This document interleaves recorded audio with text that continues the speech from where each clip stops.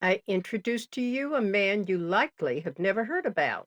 He can't be found on a Google search, but Joe Toler of Granville County, North Carolina, was an extraordinary black man. His story is poignant because Joe Toler represents thousands of successful black people, coast to coast in America, who quietly worked to achieve their own American dreams. Hard work and determination resulted in an extraordinary farming enterprise. Joe Toler was born in 1865. His was the normal life of a young man working sunup to sundown on his parents' farm.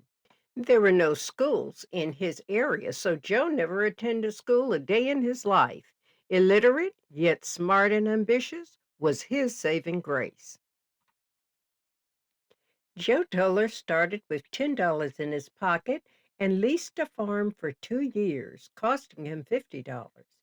Just land, no buildings, no clearings, just large trees. He cleared the land by moonlight and worked at the copper mine by day, receiving a few cents a week. But at the close of those 2 years, Toler was able to buy the 60 acres for $200. Over the years, he bought 155 acres of adjacent land, then 100 acres about a mile away, and 50 acres in nearby Person County. He also purchased 50 acres on Route 96 in Granville County that became home to Toler School. We know Joe Toler's story because Dr. Annie Hilliard, as a young relative visiting the farm, later wrote Joe Toler, Life and Times, an example of prosperity despite hardship. These are her recollections of visiting the 415 acres farm. She writes, as far as one can see, beautiful fields of waving corn sway back and forth in the breeze. Tops of the tobacco stalks, over 4 feet tall, keep in rhythm as that of the corn. They raise vegetables for the table. Some of the vegetables that can be found are cabbage, white potato, sweet potato, squash, turnips, string beans, lima beans, tomatoes, green peppers, red peppers, onions, cucumbers, lettuce, peas, carrots, beets, and various kinds of melons. At the edge of the farm, one finds miles of woodlands. The well. Joe Toler dug the family well. His family was known across the region as premier well diggers. His was located in the front yard. The well is 40 feet deep with water 7 feet deep. A stone wall is built around the well. There are two small wooden buckets on each end of a large iron chain, which is used to draw the water. At all times, the water is as cold as the iced water in the city. The water is so pure that is often used for medicinal purposes. Trees. There are many large stately trees that surround the house. These trees are oak and fruit trees laden with pears, apples, and peaches. Squirrels. In front of a large oak tree, there is an enclosure for a large number of tamed squirrels. White rats. About 200 feet from the squirrel house, we find a small box with a trap door used as a house for the white rats. These white rats are domesticated, treated as one would care for pet dogs. They are kept on the farm to scare away the other rats, which are very destructive to a farmer. Chickens. A house 10 by 15 by 8 is used to house approximately 100 chickens. The real small chicks are kept in a smaller house. The house is surrounded by a large wire fence. Each morning you are awakened at the same time by crowing roosters. No need for an alarm clock on the farm. Turkeys. The turkeys are kept in a place in the back of the chicken house. The turkeys are very hard to raise, especially during the rainy season. Cows. We find the cows grazing in the pastures all day. Each evening about 6 o'clock, they are brought to the stable to be milked. This milk is churned each morning after the butter is made. The buttermilk is then taken to the spring house, where it stays until dinner. The small calves are kept in a pen. The mother is allowed to milk the calf twice a day. Pigs. The most undesirable place on the farm is the pig pen because it is never free of the offensive odor, which is characteristic of all pig pens. We see many small pigs running aimlessly around the yard. They are very friendly and playful. House pets. The four dogs are roused as watchdogs as well as pet for the children. There are three hound dogs used only for hunting during the hunting season.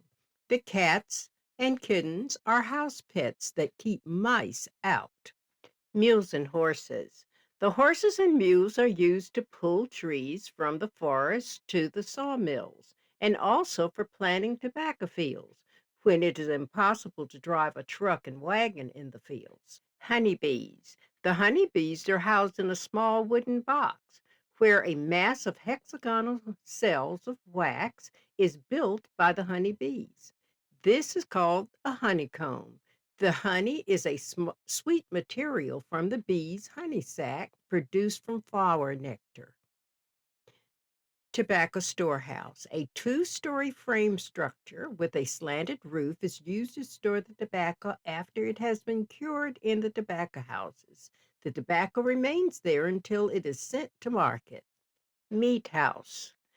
A large room with four shelves is used as the meat house. This building stands alone. After the meat has been properly smoked and salted in the smokehouse, it is brought to the meat house to be stored until needed. Barn. The barn is a large two-story building with windows at the top. Wheat, flour, and grains are stored in the barn. Corn crib. There are bushels of dried corn on the cob stored here. The most unusual thing about the corn crib is there is a large black snake kept in the crib to keep the rats from destroying the corn. The rats eat only the heart of the kernel. Machine shop and shed. All the large and small machine implements and tools are housed here. We find three tractors, wheat thresher, planters, rippers, binders, separators, plows, trucks, wagons, and many more things that I cannot recall. Grist mill. In the grist mill, we find all kinds of machinery to grind the grain. There is a machine that makes cornmeal, one to make flour, and another to grind feed for the horses and cattle. All the machines are run by electricity. Powerhouse. The electricity is made in the powerhouse from generators driven by steam engine. The electricity is then stored in storage batteries. The powerhouse will furnish lights for the home and later for Joe Toler School. Sawmills. There are two sawmills on the farm, one operated by steam and the other by a power engine. The logs are rolled on a device, then carried to a blade and sawed into lumber. The logs can be cut into various sizes. This is controlled by the gauge. The large sawmill remains stationary. The other is carried from place to place. General store. Everything is found in the general store. A service station is connected to the store. The store is on Route 96. Woodlands. The forest consists of a dense growth of various kinds of trees and underbrush covering a large tract of land. Now, how impressive is this for one family farm in Granville County? Toler School. Memories may be beautiful, and yet 275 years of Granville County.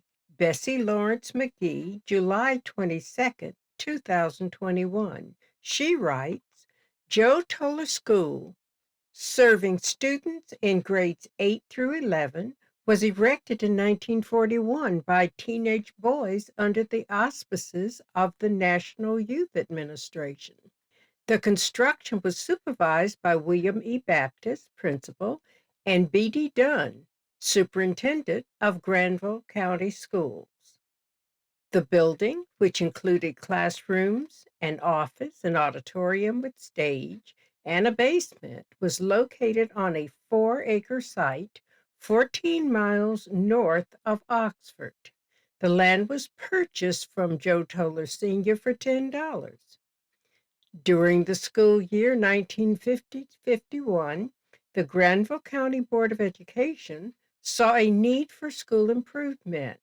The plan included eliminating all 1, 2, and 3 teacher schools in the Toler School District. During the planning period, efforts were made to purchase more land, centrally located for a new school. But when all efforts failed, again Mr. Toler was approached for additional land. Because of his interest in the youth of the community and his philanthropic spirit, he offered 15.5 acres for a reported price of $6,000. This land acquisition resulted in his having to move his home, convenience store, sawmill, and other farm buildings. The fall of 1952 brought about the consolidation of a site having 2 buildings with modern facilities serving approximately 900 students in grades 1 through 12 with 29 teachers. Within 6 years, there was a total of 5 buildings on the campus, which included a gymnasium and an agricultural building. A cafeteria was constructed later. From high school to union school to an elementary school, and finally a pre-K to 6th grade school. In spite of numerous changes, Joe Toler set the stage for many youth whose dreams for a better way of life was realized. After all, this was the gift and desire of the philanthropic Joe Toler Sr.